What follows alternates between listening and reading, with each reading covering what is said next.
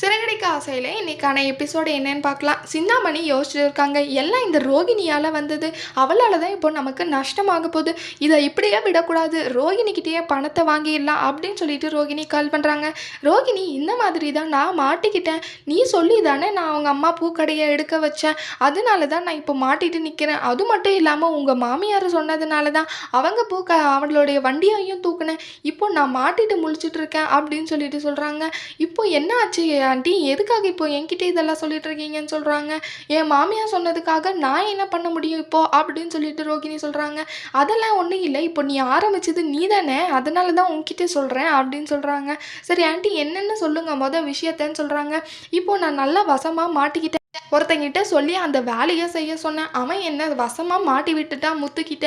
அந்த அவனை போயிட்டு அந்த ஆளை அடித்து இப்போ முத்து என்ன மிரட்டுறான், பணத்தை கொண்டு வர சொல்லி. அவன் பொண்டாட்டி வண்டிக்காக, அந்த வண்டிக்கான காசை நீ தான் கொடுக்கணும், உன் பேர் வெளியே தெரியக்கூடாதுன்னா நீ அந்த பணத்தை கொடு ரோகிணி அப்படின்னு சொல்லிட்டு சிந்தாமணி கேட்குறாங்க.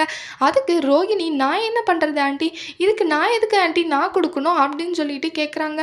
இந்த பாரு ரோகிணி, அவன் போலீஸ்க்கு போகன்னு சொல்கிறான், அப்படி ஒருவேளை போலீஸ்க்கு போனால் நான் உன்னை மாட்டி விட்டுருவேன் அப்படின்னு சொல்லிட்டு சிந்தாமணி சொல்கிறாங்க. அதை கேட்ட பயந்துட்டு ரோகிணி, சரி ஆண்டி நான் கொடுக்குறேன்னு சொல்லிடுறாங்க. அதுக்கப்புறம் மனோஜ் கிட்ட போயிட்டு இப்படி தான் எனக்கு 50,000 வேணும்னு சொல்லிட்டு கேட்குறாங்க. அதை கேட்ட மனோஜுக்கு ரொம்பவே ஷாக் ஆகிடுது. எதுக்குன்னு சொல்லி கேட்குறப்போ வித்யாவோட மேரேஜுக்காக தான் அப்படின்னு சொல்லிட்டு எல்லாம் சமாளிச்சிட்றாங்க.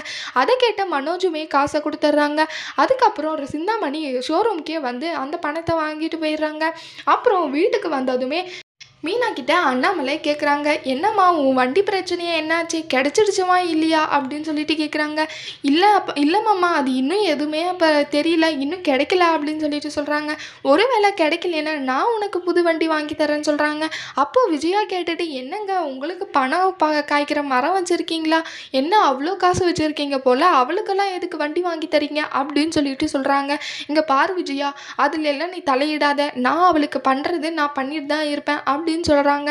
அடுத்து மனோஜும் ரோகிணியும் வீட்டுக்கு வராங்க. விஜயா சொல்கிறாங்க, உங்களுக்காக தான் வெயிட் பண்ணிட்டு இருந்தேன், எனக்கு ஒரு 10,000 தரியா அப்படின்னு சொல்லிட்டு கேட்குறாங்க. என்னம்மா 10,000 அப்படின்னு சொல்லிட்டு மனோஜ் ஷாக் ஆகுறாங்க. என்னடா ரொம்ப நாள் கழித்து காசு கேட்குறேன், இப்போ 10,000 சொல்லிட்டு ஷாக் ஆகுறேன் அப்படின்னு சொல்லிட்டு சொல்கிறாங்க. எதுக்குமா 10,000 சொல்லிட்டு சொல்கிறாங்க. யோகா கிளாஸ் நடத்துகிறேன்ல, அங்கே ஒரு ஃப்ரேம் வாங்கி மாட்டணும்டா, நான் யோகா கிளாஸ் பண்ணுற மாதிரி பேனர் எல்லாம் வைக்கணும்னு நினச்சிட்டு இருக்கேன், அதுக்காகலாம் தேவைப்படும்டா. அது மட்டும் இல்லாமல் நாளைக்கே என்னை யூடியூப்ல இருந்து என்னை இன்டர்வியூ எடுக்க வராங்க, குடுடா காசு 10,000 சொல்லிட்டு கேட்குறாங்க. அம்மா 10,000 இப்போ தான் நானே ரோகிணிக்கு 50,000 கொடுத்தேன்னு சொல்லிடுறாங்க. அதுக்கிட்ட விஜயாவுக்கு ரொம்பவே ஷாக் ஆகிடுது. அவளுக்கு எதுக்கு நீ 50,000 கொடுத்த, என்ன கேட்காம எப்படிடா கொடுப்பேன்னு சொல்கிறாங்க. வித்யாவோட கல்யாணத்துக்கு தான்மா கேட்டா, அதனால கொடுத்தேன் அப்படின்னு சொல்கிறாங்க. ஒரு 101 ரூபா போட வேண்டியது தாண்டா, 50,000 யாராவது பண்ணுவாங்களான்னு சொல்லிட்டு திட்டுறாங்க. அதுக்கப்புறம் அவன் என்னை கேட்காம எந்த செலவும் பண்ணக்கூடாது, அந்த 50,000 வாங்கிட்டு வந்து என்கிட்ட கொடு அப்படின்னு சொல்லிட்டு மனோஜ் சொல்கிறாங்க. அதுக்கப்புறம் முத்து அங்கே வராங்க. முத்து வந்ததும் கேட்குறாங்க அண்ணாமலை, என்னடா முத்து வண்டி கிடச்சிருச்சா அப்படின்னு சொல்லிட்டு. இல்லைப்பா, அந்த வண்டி போயிடுச்சு, கிடைக்காது இனிமே அப்படின்னு சொல்கிறாங்க. வண்டி தூக்குனவங்க பீகாருக்கு அமுச்சிட்டாங்க, அதை ஸ்பேர் பார்ட்ஸ் எல்லாம் கழட்டி எல்லாமே பண்ணிட்டுப்பாங்க, அதனால வண்டி கிடைக்காது, நான் அதுக்கான பணத்தை வாங்கிட்டு வந்துட்டேன் அப்படின்னு சொல்கிறாங்க. வண்டி இப்போ அங்கே தான் போச்சுன்னு உனக்கு எப்படிடா தெரியும்னு சொல்கிறாங்க.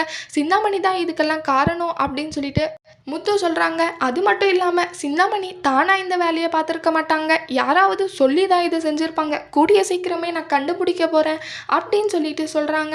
அப்போது விஜயா மேலே தான் இது சந்தேகமாக இருக்குன்னு சொல்லிட்டு முத்து நினச்சிட்டு இருக்காங்க. சரி மீனா, நான் உனக்கு புது வண்டியை வாங்கி தரேன், இந்த பணத்தில் வாங்கிக்கலாம் அப்படின்னு சொல்லிட்டு பேசிக்கிறாங்க. அடுத்து என்னெல்லாம் நடக்க போகுதுன்னு சொல்லிட்டு வரப்போகிற எபிசோடில் பார்க்கலாம். இந்த வீடியோ பிடிச்சிருந்தா லைக் பண்ணுங்கள். பாய்.